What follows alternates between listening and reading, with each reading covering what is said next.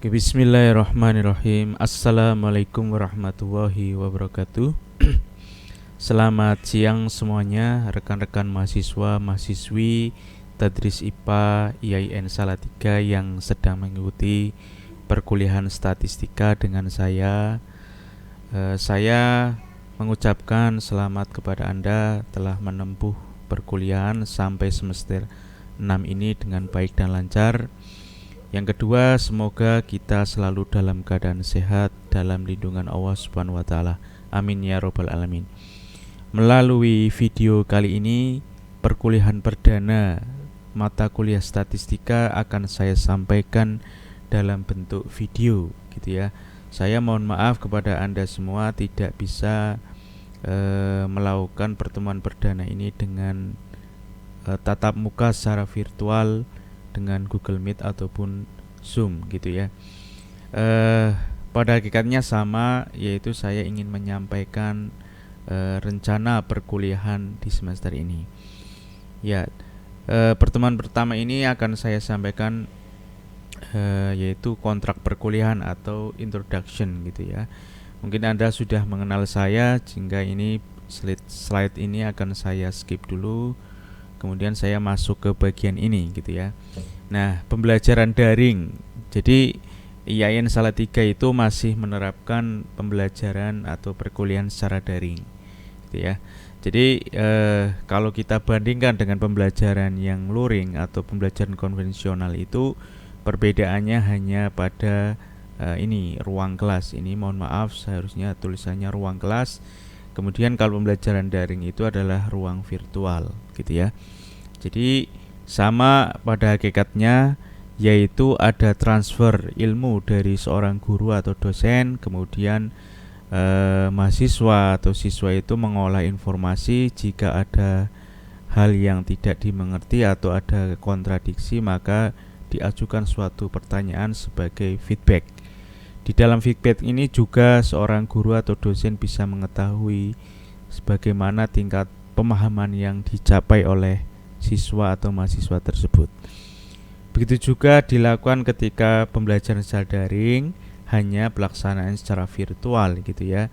Nah, mengenai pembelajaran secara daring ini ada dua tipe, yaitu pembelajaran secara sinkron. Sinkron itu berarti pembelajaran yang dilakukan secara langsung dengan tatap muka virtual. Jadi ketika Anda atau ada seorang dosen melakukan pembelajaran dengan Google Meet, berarti ini dikatakan pembelajaran secara sinkron. Artinya mahasiswa dan dosen harus bertemu secara langsung pada saat itu. Dan pembelajaran tipe yang kedua adalah pembelajaran yang asinkron. Asinkron itu artinya pembelajarannya itu bisa ditunda. Artinya seorang dosen memberikan materi atau bahan perkuliahan baik dalam bentuk teks, video, voice dan sebagainya. Lah mahasiswa bisa mempelajarinya kapanpun gitu ya. Jadi dia punya jeda waktu atau punya tenggat waktu untuk mempelajarinya. Nah, konsekuensinya di situ ada feedback. Feedbacknya berarti ada tugas atau pertanyaan-pertanyaan agar dosen itu mengerti.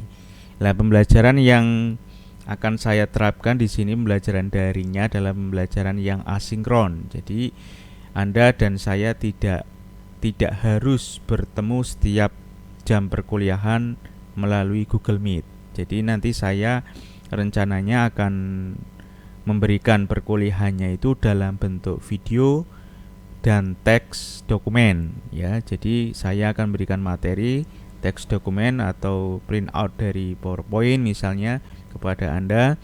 Kemudian Anda pelajarinya atau melihat pembahasannya melalui video yang saya unggah ke YouTube atau sosial media yang lain gitu ya. Oke, kemudian dalam pembelajaran daring ini saya menggunakan dua platform, yaitu grup WA dan fasilitas Google gitu ya. Jadi saya tidak menggunakan Google Classroom di sini, tapi saya menggunakan fasilitas Google yang lain gitu ya. Lah, grup WA untuk apa? Di sini untuk koordinasi perkuliahan, menyampaikan informasi yang bersifat insidental. Artinya ketika suatu saat saya memberikan informasi, ya tentu saja saya berikan di WA Group. Dan informasi berkaitan dengan perkuliahan ya, setiap pekannya nanti saya posting di grup WA. Kemudian selain itu di sini juga dilakukan diskusi tanya jawab. Silahkan kalau ada pertanyaan ajukan di grup biar rekan-rekan tahu. Mungkin ada rekan-rekan yang ingin menjawab, membantu menjawab. Nanti saya juga akan membantu menjawab gitu ya. Jadi di sini di WA Group silahkan berdiskusi. Atau jika ada pertanyaan yang bersifat privat pribadi, Anda boleh menanyakan kepada saya secara langsung melalui chat privat ya. Kemudian aplikasi Google yang digunakan itu untuk apa? Ini untuk mengunduh materi. Jadi saya materinya itu saya upload di Google Drive misalnya, kemudian saya kasihkan link kepada Anda. Karena apa? Kalau saya ngupload di WA Group langsung dokumen itu akan terlalu lama, kelamaan gitu ya, nanti ada proses loading dan sebagainya. Kemudian pelaksana diskusi ya, ini nanti kalau saya ingin mengajukan suatu pertanyaan yang bersifat untuk dikumpulkan, nah nanti saya gunakan Google Form mungkin ya. Upload tugas bisa dengan Google Form, ujian atau tes ini bisa Google Form juga atau yang lain gitu ya. Kemudian bisa memantau progres pembelajaran ya dari hasil koleksi tadi. Kemudian aplikasi yang digunakan ya ada Google Form, Gmail. Jadi pengumpulan tugas itu bisa di Google Form atau Gmail, nanti teknisnya saya berikan ketika ada tugas. Google Site ini adalah rencananya ini jurnal perkuliahan, nanti saya upload di Google Site saya. Nanti Anda ingin mengakses misalnya kayak gini, pertemuan ke-8 Anda lupa pertemuan ke-1 dan ke-2, kan Anda harus men-scroll ke atas. Daripada kelamaan Anda langsung klik Google Site ini, nanti linknya saya taruh di di deskripsi WA. Jadi tinggal pencet saja, nanti Anda akan direct masuk ke Google Site. Nah, di situ ada jurnal pertemuan pertama apa, 2, 3, 4, 5, tugasnya apa aja. Lah nanti Anda bisa mengakses di sana. Kemudian ini Google Meet tidak akan saya gunakan lagi ya, tidak digunakan. YouTube nanti kalau saya ada video yang dari penjelasan perkuliahan akan saya upload di YouTube Drive untuk dokumen dan sebagainya. Ya, tentu saja ketika Anda menggunakan Google harus punya akun Google. Saya yakin semuanya sudah punya akun Google ya, karena website ini sangat familiar. Kemudian ini adalah profil mata kuliah yang akan kita lalui selama 1 semester ini. Judulnya statistika, SKS-nya ada 2 untuk semester 6 ya. Ini spesial karena untuk jurusan yang lain atau prodi yang lain biasanya diberikan di semester 3. Saya yakin ini penerapan di semester 6 ini sangat tepat sekali karena berkaitan penulisan skripsi. Jadi ketika 6 ini semester 6, 7 dan 8 itu Anda bisa mempersiapkan skripsi. Jadi ingatannya itu masih fresh mengenai statistika. Kenapa? Karena statistika ini adalah sebuah tool atau alat untuk memproses suatu data, kemudian Anda menyimpulkan dari data tersebut. Jadi bisa dikatakan statistika ini ya alat untuk mengungkap maksud dari data yang Anda kumpulkan itu. Kemudian capaian perkuliahannya, Anda memahami konsep statistika, bisa menyajikannya, kemudian dapat mengolah ya. Jadi ketika sebelum menyajikan Anda harus mengolah data dulu lah. Dalam statistika ini yang sangat vital ini adalah pengolahan datanya ya. Jadi tidak semua data diolah dengan teknik yang sama. Data beda, tekniknya juga beda. Itu maksudnya seperti itu. Oke, tujuan akhirnya ini membantu Anda menyelesaikan skripsi sebenarnya gitu ya. Kemudian tujuan operasional ini saya sudah mengatakan tadi, pengolahan dan analisis instrumen. Jadi pengolahan data itu di dalamnya ada proses analisis gitu ya. Dan ini instrumen itu ada alat ukur gitu ya. Kemudian materi perkuliahannya ini. Jadi memahami apa perbedaan dari statistika Mungkin ini nanti akan saya sampaikan secara langsung gitu ya. Kemudian nanti ada teknik penyajian seperti apa, statistik deskriptif, uji syarat, normalitas, homogenitas, uji hipotesis. Ini nanti akan kita bicarakan. Ini deskriptif itu menggambarkan, komparatif itu membandingkan, asosiatif itu menghubungkan, kemudian ada korelasi antar dua variabel atau lebih, kemudian bentuk regresi suatu fungsi matematis gitu ya. Kemudian ada statistik non parametrik, yaitu statistik yang tidak mengikuti pola tertentu. Nanti akan kita bahas satu semester ke depan. Ini adalah buku-buku yang bisa Anda gunakan. Saya tidak memaksakan untuk menggunakan seperti ini, tapi ini yang saya punyai ya. Nanti saya sampaikan ya kepada Anda dalam bentuk pembahasannya. Anda boleh memilikinya, silakan Anda cari, banyak sekali buku-buku mengenai statistika. Jangan lupa kalau Anda mencari buku statistik itu yang tulisannya statistik pendidikan. Nah, itu lebih khusus gitu ya. Nah, nanti di situ banyak sekali permasalahan tentang pendidikan. Karena lingkup Anda itu adalah seorang pendidik atau guru. Kemudian ini adalah alat pendukung yang harus dimiliki. Bukan harus. Ya, kalau Anda punya ya alhamdulillah ya. Saya yakin yang pertama alat tulis punya semua, kalkulator bisa di HP.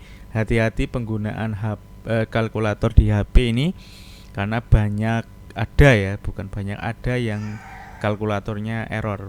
Sebelum Anda menghitung itu cek dulu ya bentuk sederhana, misalnya 2 kali 2 jawabannya 4 atau tidak gitu ya.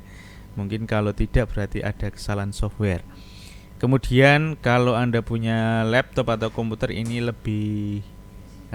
harusnya lebih expand untuk mengkaji pemahaman atau menganalisis data ya. Karena nanti kita gunakan ada Microsoft Excel dan software khusus untuk statistika yaitu IBM SPSS. Oke. Nanti kebanyakan dosen di FTIK itu atau IPA khususnya ya, itu banyak yang suka dengan SPSS. Jadi nanti dalam pengolahan data ini kita gunakan SPSS prakteknya ya. Oke. Kemudian silahkan install ini IBM SPSS. Jadi setelah ini Anda cari software SPSS. Jadi dulu itu namanya SPSS, kemudian dibeli oleh perusahaan IBM sehingga namanya IBM SPSS. Versinya banyak sekali. Dari dulu sampai sekarang itu yang terbaru adalah versi, kalau nggak salah ya, kalau saya itu versi 26 atau 25 gitu ya. Nah, silakan Anda cari, harus versi yang mana? Bebas. Yang penting laptop Anda mendukung untuk software itu. Jadi versi ini banyak dan tidak semua laptop itu mendukung. Laptop saya ini yang menggunakan Core 2 Duo RAM 4GB itu bisa diinstal versi 20. Jadi nanti saya menggunakan versi 20. Nanti kalau Anda minta saya kasih linknya, lumayan berat ya, lumayan besar ukurannya. Nanti Anda bisa cari sendiri, boleh, silakan. Yang penting Anda usaha untuk mencari software ini. Kemudian ini adalah rencana penilaiannya. Jadi saya nggak mengadakan ujian UTS secara tertulis, tapi saya mengoleksi dari tugas. Hampir setiap pekannya nanti ada tugas, karena ini statistik bersifat tugasnya pribadi ya. Jadi Anda tidak boleh mengerjakan tugasnya itu mencontek orang lain. Kenapa? Karena kalau Anda mencontek dan Anda nggak paham, itu sangat berisiko. Karena nanti dalam penulisan skripsi, mengolah data itu Anda mengolah data sendiri, memahami data sendiri, bukan data orang lain. Kalau Anda tidak paham, pasti akan susah dan nanti resikonya saat ujian skripsi Anda tidak bisa menjawab pertanyaan dari seorang penguji ya. Itu sangat menyusahkan atau ya berat ketika ujian skripsi. Saya yakin ini saya ingin Anda itu terbuka dalam belajar statistika ini. Kalau memang tidak bisa ya diungkapkan gitu ya. Jadi jangan malu-malu, nanti jangan malu-malu, tolong ya. Saya siap membantu Anda untuk memahami gitu ya. Jadi kalau Anda tidak terbuka ya saya tidak bisa apa-apa gitu ya. Oke, kemudian ini adalah penilaiannya. Tadi saya sudah katakan ada keaktifan UTS dan UAS ya. Jadi nanti UTS dari tugas, UASnya nanti saya mengadakan ujian tertulis. Oke, kemudian hati-hati, ini ada poin yang kedua ya. Saya ada batas ya. Jadi ketika nilai sudah diupload, batasnya adalah 9 Juli. Kemudian setelah 14 hari nilai TU menjadi nilai E. Maksudnya itu kayak gini. Ketika ada mahasiswa yang nilainya dari ketiga hal ini, misalnya keaktifan, UTS dan UAS itu ada yang kurang, tidak memenuhi, maka nilai itu akan saya tulis TU di tanggal 9 Juli ini. Lah, setelah 14 hari dari tanggal 9 ini tidak dilakukan perbaikan atau tidak ada susulan ketika UAS, maka nilai TU ini akan berubah menjadi E. Nah, setelah berubah ini saya tidak bisa ngapa-ngapain gitu ya. Nah, makanya saya mohon kepada Anda untuk disiplin, bekerja sama dengan saya. Jadi tidak ada yang dirugikan gitu ya. Kemudian setelah tanggal 9 ini kalau ada yang mahasiswa melakukan ujian susulan karena dia tidak mengikuti UAS, maka harus membawa surat pengantar dari prodi. Ya, jadi ini akan merepotkan juga. Jadi kalau ada UAS silahkan jangan sampai Anda tidak mengikuti. Kemudian ini adalah kalender. Saya kan Anda sudah tahu semua kapan dilaksanakan UTS dan UAS. UAS saja ya gitu ya. Kemudian batas akhir upload nilai. Kemudian materi yang pertama ini adalah mengenai ada istilah statistika dan statistik. Jadi mata kuliah kita itu adalah statistika. Kadang ada orang menyebutnya secara langsung statistik. Nah, sebenarnya secara teoretik itu apa perbedaan keduanya? Jadi kalau kita ngomong statistika, itu adalah suatu ilmu pengetahuan yang di dalamnya terdapat cara-cara ngumpulin datanya, mempresentasikan atau menyajikan, mengolah, kemudian menarik sebuah kesimpulan. Jadi ini adalah serangkaian kegiatan itu yang kita sebut sebagai statistika. Sehingga mata kuliah ini nanti jelas ada pengumpulan, ada penyajian ya. Kalau pengumpulan data nanti ada sendiri ya, ada mata kuliah sendiri. Ini dianggap data sudah terkumpul ya melalui teknik tertentu, kemudian diolah, ada teknik pengolahan data atau analisis data, kemudian disimpulkan dalam data itu. Ya, itu adalah gambaran umum statistika seperti itu. Gitu ya. Kemudian apa itu statistik? Sebenarnya ketika Anda menyebutkan statistik itu, ini dari secara harfiah itu ada status ya, atau pengertian sempitnya adalah data, gitu ya. Oke, jadi secara luas adalah kumpulan data, bilangan, bisa bukan bilangan, non bilangan ya, atau ukuran tertentu yang disusun dalam bentuk tabel diagram yang melukiskan suatu gambaran persoalan. Ya, jadi statistik itu ya gambaran suatu kasus berisi apa? Data ya. Jadi bisa berupa angka, nilai, gambar, pendapat. Nah, itu kita sebut sebagai statistik. Oke, sudah jelas ya perbedaannya. Berarti kalau kita ngomong statistika, di dalamnya pasti ada statistik. gitu ya, karena ada olah. Kalau statistika tanpa statistik berarti ya tidak bisa. Nah, gitu ya. Lah, data statistik itu apa? Tadi saya sudah mengungkapkan istilah data, yaitu data yang bersifat kualitatif dan kuantitatif. Kualitatif itu yang non nilai ini atau non bilangan.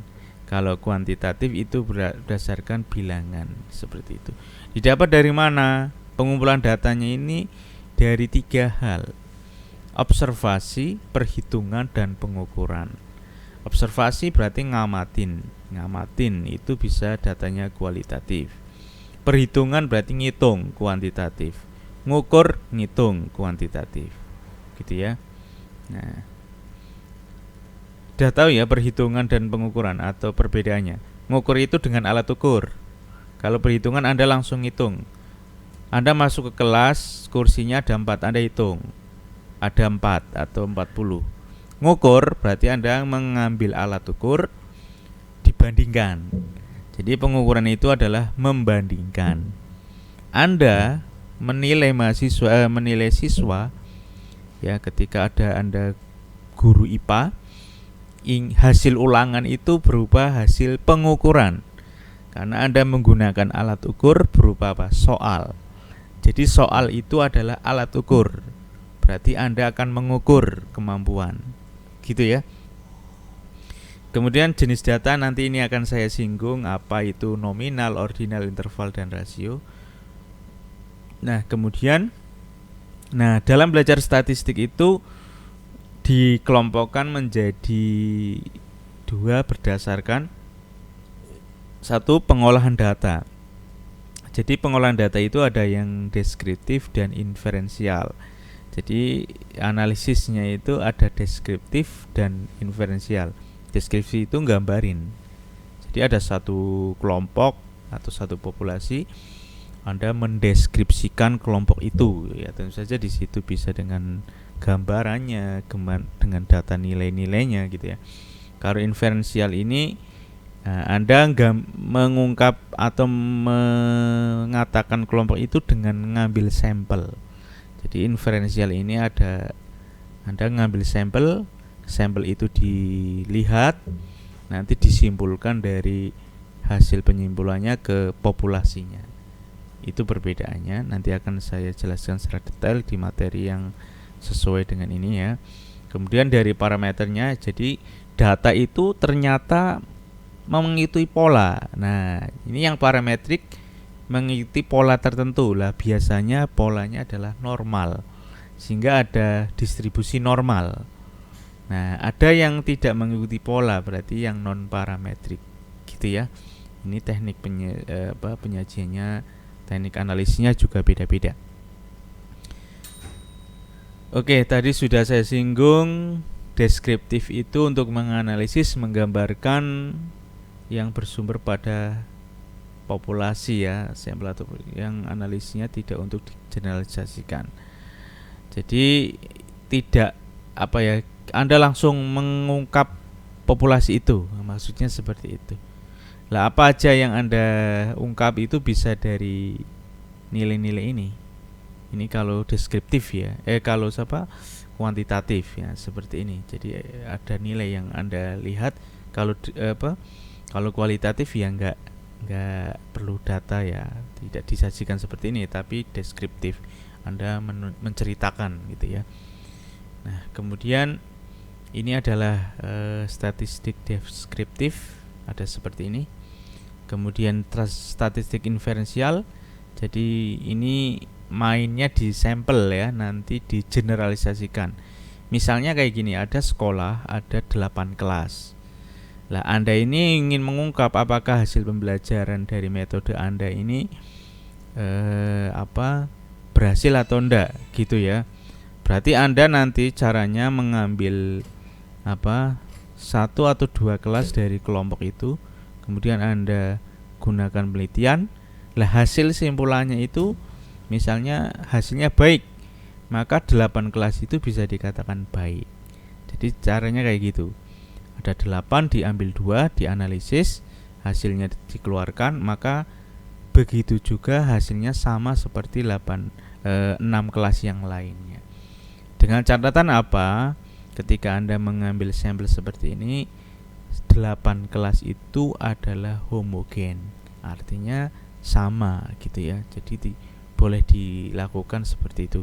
Tapi kalau tidak homogen ya tidak boleh gitu ya. Ini statistika inferensial, berarti bermain di sampel gitu ya. Analisisnya seperti ini. Nanti akan kita bahas dengan detail ya, insya Allah. Semoga nanti Anda bisa memahami. Oke, ini yang tadi parametrik harus mengikuti distribusi normal.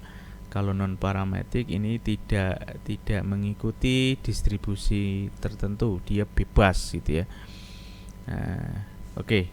Kemudian alat statistika ini atau statistika ini itu dapat digunakan sebagai, nah ketika Anda ada data kemudian Anda mengolah menggunakan statistika itu tujuannya untuk apa sebenarnya? Satu, komunikasi. Jadi ini alat penghubung suatu pihak dengan pihak yang lain. Maksudnya data itu adalah bentuk komunikasi. Nah, ya, jadi kalau Anda belajar di matematika misalnya Y sama dengan X plus 2, ini kan bentuk matematik, tapi Anda akan Anda memahami bahwa harga Y itu adalah X plus 2.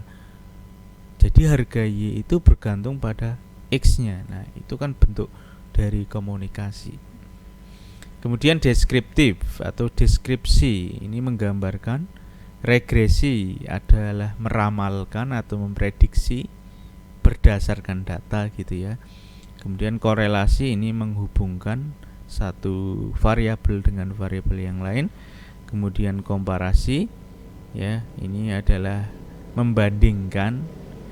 Nah, jadi di dalam korelasi ini nanti ada asosiasi yang menghubungkan juga, tapi ini adalah bentuk nilainya. Jadi kalau suatu dua variabel itu korelasinya adalah 0, berarti dia tidak berhubungan. Tapi kalau korelasinya 1, berarti dia sangat kuat hubungannya. Nanti akan kita bahas lagi di korelasi. Oke, itu mungkin adalah gambaran perkuliahan hari ini, kuliahan perdana statistika ya. Semoga Anda memahami, sehingga dalam belajar selama 1 semester nanti Anda bisa berjalan, kita bisa berjalan dengan baik ya. Nanti tidak ada masalah gitu ya. Silakan ajukan pertanyaan kalau ada yang belum paham. Sekian dari saya. Wassalamualaikum warahmatullahi wabarakatuh.